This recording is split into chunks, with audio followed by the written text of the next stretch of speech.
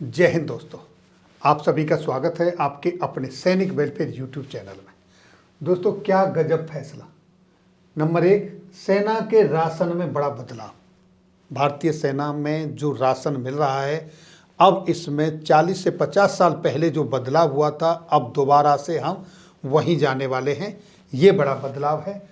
दूसरी, 30 जून 2023 से पहले करें अपना डॉक्यूमेंटेशन, नहीं तो लगेगी आपको पेनल्टी। दोस्तों, जवान, पूर्व सैनिक और सर्विंग में जो हैं जवानों का डॉक्यूमेंटेशन बड़ा पुअर रहता है, वो इतना ध्यान नहीं दे पाते हैं डॉक्यूमेंटेशन पे। लेकिन आपको अपना डॉक्यूमेंटेशन हमेशा प्रॉपर करना चाहिए।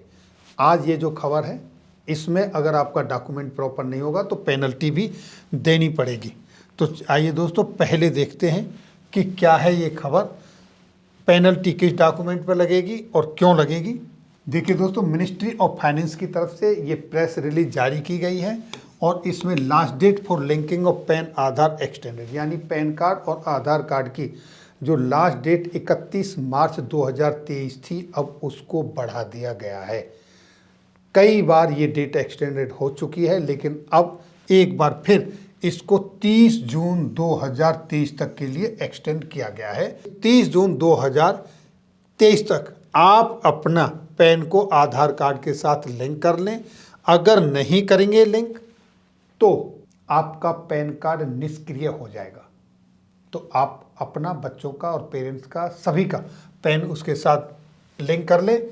अगर आपका निष्क्रिय हो गया तो आपको क्या क्या घाटा होगा। Number 1, no refund shall be made against such PAN, यानी कि जो पेन निष्क्रिय हो जाएंगे उनके अगेंस्ट में जो आपको रिफंड मिलने वाला है वो नहीं मिलेगा, पहला।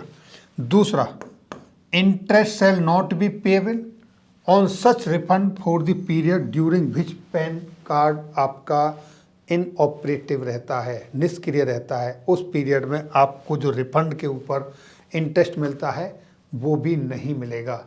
और तीसरा, जो आपसे टीडीएस काटा जाता है, टीसीएस, वो आपसे हाई रेट का काटा जाएगा, यानी कि TDS and TCS shall be deducted और कलेक्टेड एट हाई रेट जब तक आपका पैन कार्ड निष्क्रिय है उस पीरियड में।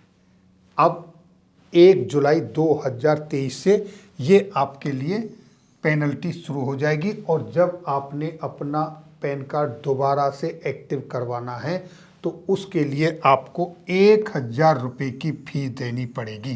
तो ये है दोस्तों आपके पैन कार्ड से लिंक करने के संदर्भ में जानकारी। अब तक 50 करोड़ से भी ज़्यादा लोग आधार को पैन कार्ड के साथ लिंक कर चुके हैं। तो अगर आपका नहीं हुआ है तो अपना ज़रूर कराएं। अब इस कैटेगरी से किसको एग्जेम्प्टेड किया गया है, वो कौन लोग हैं जिनको ये लिंक कराने की आवश्यकता नहीं है। देखिए दोस्तों, ये कैटेगरी हैं जिनको आधार पैन कार्ड के साथ लिंक करने की आवश्यकता नहीं है। Number 1, NRI, non residents Indian, उनको लिंक करने की जरूरत नहीं। Not a citizen of India, जिनके पास भारत की नागरिकता नहीं है, उनको लिंक करने की जरूरत नहीं है। Age more than 80 years as on date, यानी कि जो 80 साल या उससे ऊपर हैं उनको ज़रूरत नहीं है। State of residence in Assam, Meghalaya and Jammu Kashmir, तीनों राज्यों के जो रेजिडेंट्स हैं उनको भी लिंक करने की ज़रूरत नहीं है। इनको एग्जेम्पशन मिला है। जो डिपार्टमेंट ऑफ रेवेन्यू का नोटिफिकेशन, डिपार्टमेंट ऑफ रेवेन्यू की तरफ से जो अधिसूचना जारी की गई थी 37/2017, 11 मई 2017 को, उसके मुताबिक इन लोगों को एग्जेम्प्टेड किया गया है। तो दोस्तों, पैन को आधार से लिंक करने का, जैसा मैंने आपको बताया, 1 से 1.5 मिनट का समय लगेगा, इससे ज़्यादा कुछ नहीं है। जब आप गूगल पर link Aadhaar with pan search करेंगे तो इस तरीके से आपका इंटरफेस खुलकर आएगा, लिंक आधार यूजर मैनुअल, यानी आप इनकम टैक्स की इस वेबसाइट पर जाएंगे तो आपके सामने ये ऑप्शन खुलकर आएगा। पैन, यहाँ पर आप अपना पैन कार्ड नंबर डाल दीजिए, यहाँ पर आप अपना आधार कार्ड नंबर डाल दीजिए। ये आपके सामने ई filing anywhere any time income tax department की वेबसाइट है। आपके आधार कार्ड और पैन कार्ड के अंदर आपका डेट ऑफ बर्थ दोनों में सेम होना चाहिए, आपका नाम सेम होना चाहिए। अगर दोनों में गलती है तो फिर ये आपका वैलिडेट नहीं होगा। अगर दोनों सेम है तो ये आपका वैलिडेट हो जाएगा। इस तरीके से आपका पैन आधार के साथ लिंक हो जाएगा। अगर दोनों में से किसी में कहीं त्रुटि है तो पहले उसको करेक्शन कराएं और उसके बाद लिंक कराएं। इस तरीके से आपका पैन कार्ड आधार कार्ड के साथ लिंक हो जाएगा। तो ये डॉक्यूमेंटेशन है। अगर आप यहाँ फेल होते हैं तो 1000 रुपये की दोबारा से आपको अपने पैन कार्ड को एक्टिव करवाने के लिए फ़ी देनी पड़ेगी और तब तक आप ना तो रिफंड ले पाएंगे, ना रिफंड के ऊपर इंटरेस्ट मिलता है वो मिलेगा, और आपसे TDS और TCS भी हाई रेट का काटा जाएगा, उसका भी आपको रिफंड नहीं मिलेगा।